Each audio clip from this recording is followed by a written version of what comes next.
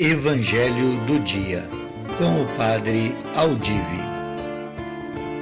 Eu vim para escutar tua palavra, tua palavra de amor.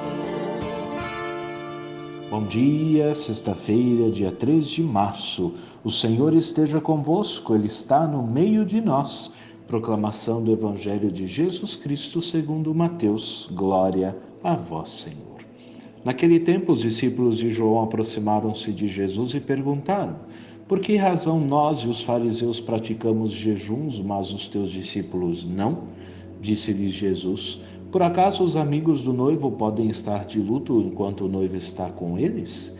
Dias virão em que o noivo será tirado do meio deles, então sim, eles jejuarão. Palavra da salvação. Glória a vós, Senhor.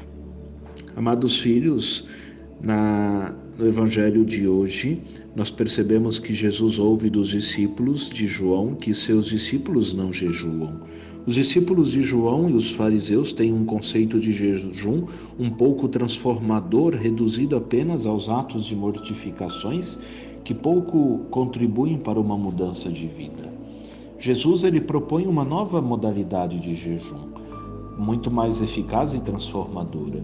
Para Jesus, o jejum significa o sinal de uma ausência de algo que está faltando ou de uma situação que precisa ser transformada.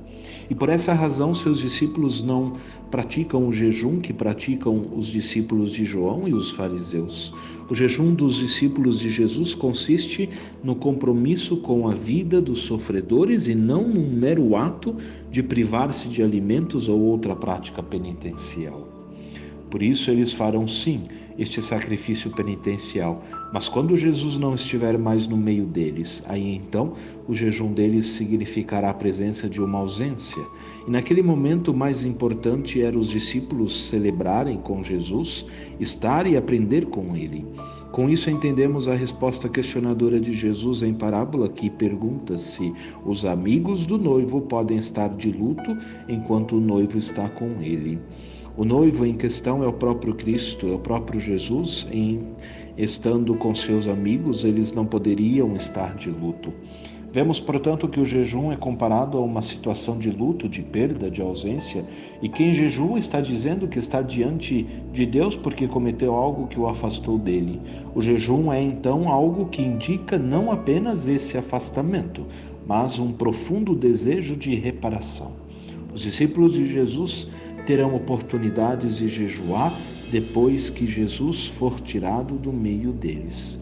Assim sendo, a Quaresma nos recorda com o jejum que os tantos atos praticados por nós que desagradam a Deus carecem de ser preparados e reparados para que nos aproximemos dele. Atos que nos privam da graça de Deus, como por exemplo as injustiças. Quando assumimos mudar de vida a partir do jejum, comprometedor e encarnado na realidade, tudo se transformará em nossos atos, serão em jejum que agrada a Deus. Que com essa concepção de jejum nós possamos continuar nossa caminhada quaresmal rumo à Páscoa do Senhor. Assim seja. Amém. Você ouviu o Evangelho do Dia com o Padre Aldive.